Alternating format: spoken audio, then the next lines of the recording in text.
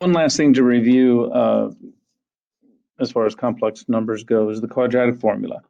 So look at the quadratic formula, and we really are looking at this area underneath the square root sign, and you may have heard that before, but we call that the discriminant.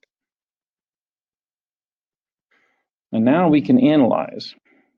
Simply, if this b squared minus 4ac, the discriminant, if it's greater than 0, we know that we have two real roots, or two real zeros. If b squared minus 4ac equals 0, if that were to happen, then you just know that that whole term would go away.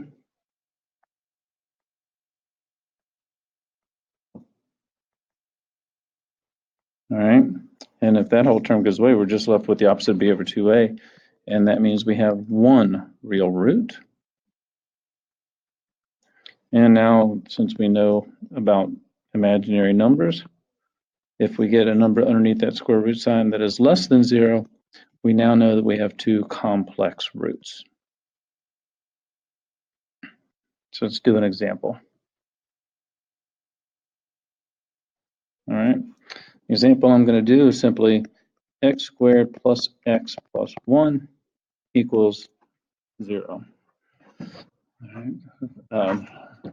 So in this case, a equals 1, b equals 1, and c equals 1. So if I take my quadratic formula, b squared minus the square root, okay,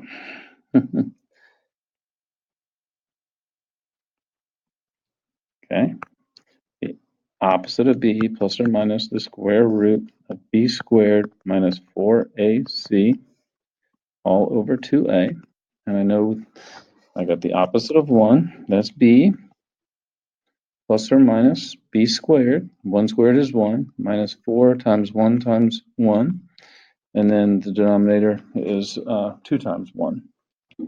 So I like to do my discriminant work on the side, so I know that 1 minus 4 is the square root of negative 3, which I could see as the square root of negative 1 times the square root of 3, which equals the square root of 3 times I.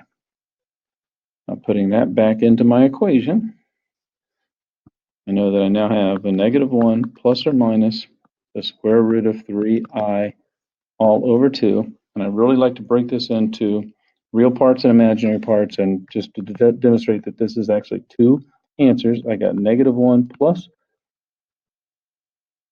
negative 1 over 2 plus the square root of 3i over 2. And I've got a negative 1 over 2 minus the square root of 3 over 2i. So those are my two answers.